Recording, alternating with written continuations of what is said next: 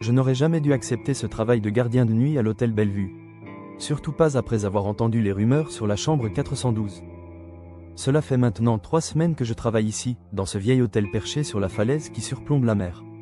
L'établissement date du début du siècle dernier, avec son architecture belle époque et ses moulures en stuc qui s'effritent lentement. Pendant la journée, c'est un lieu charmant qui attire quelques touristes nostalgiques, mais la nuit, c'est différent. Ma routine est simple. Arriver à 23 h, faire une ronde complète de l'établissement, puis m'installer à la réception jusqu'à 7 h du matin. La direction m'a bien précisé que je ne devais jamais, sous aucun prétexte, entrer dans la chambre 412. Elle est en rénovation, m'avait dit le directeur avec un sourire crispé. Mais les femmes de ménage m'avaient raconté autre chose. Apparemment, il y a 5 ans, une jeune femme s'y était suicidée. Marianne, elle s'appelait. Selon les rumeurs, elle avait été abandonnée par son fiancé la veille de leur mariage. Elle avait réservé la suite nuptiale, la 412, et s'y était pendue avec le cordon de sa robe de mariée. Depuis, plusieurs clients et employés prétendaient avoir entendu des pleurs ou aperçu une silhouette blanche errer dans le couloir du 2e étage. Je n'y croyais pas vraiment, jusqu'à cette nuit d'octobre. Il était environ 3 h du matin quand les lumières ont commencé à vaciller. Dehors, une tempête faisait rage, le vent hurlait contre les fenêtres comme une âme en peine. J'ai d'abord pensé à un problème électrique banal, puis j'ai entendu ce son. Un grincement lointain, comme une porte qu'on ouvre lentement. J'ai pris ma lampe torche et je suis monté vérifier. Le son semblait venir du 2e étage. Plus je m'approchais, plus l'air devenait glacial. Au bout du couloir, devant la chambre 412, j'ai aperçu une flaque d'eau. La porte était entr'ouverte. Ce n'était pas normal, cette chambre devait être fermée à clé. Je me suis approché, la main tremblante, et j'ai poussé doucement la porte. La chambre était plongée dans l'obscurité, mais grâce au faisceau de ma lampe, j'ai pu distinguer un lit à baldaquin défait, des meubles couverts de drap blanc, et une fenêtre ouverte qui claquait au rythme du vent. L'eau sur le sol venait probablement de la pluie qui s'engouffrait par cette ouverture. Je suis entré pour fermer la fenêtre. C'est là que j'ai remarqué les gouttes d'eau qui tombaient du plafond. J'ai levé ma lampe pour identifier la fuite et mon sang s'est figé. Ce n'était pas de l'eau qui gouttait du plafond. C'était des larmes qui coulaient le long d'un visage féminin ou très déformé par la douleur.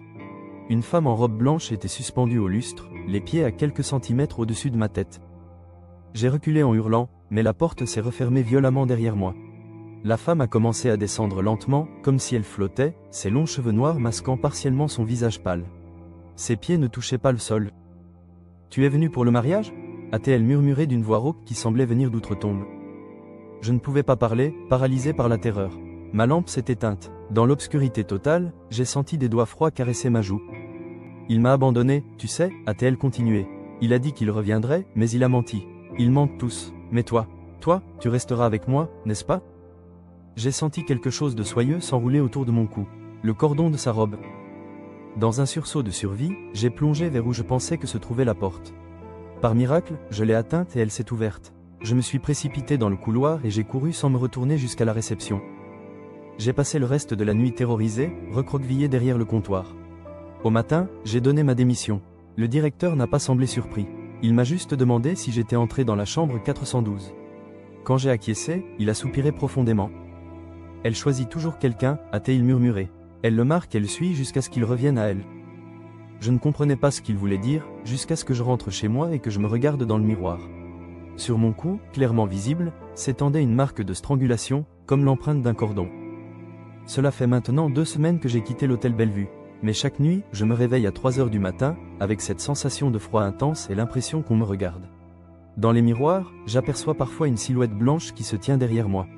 Dans le silence de mon appartement, j'entends le murmure d'une femme qui me demande « Tu viendras à notre mariage, n'est-ce pas ?» Je sais qu'elle ne me laissera pas tranquille. Je sais qu'elle m'attend, et je commence à me demander si, peut-être, je ne devrais pas retourner à la chambre 412. Juste pour en finir. Car Marianne est patiente, et elle n'est pas du genre à accepter qu'on l'abandonne une seconde fois.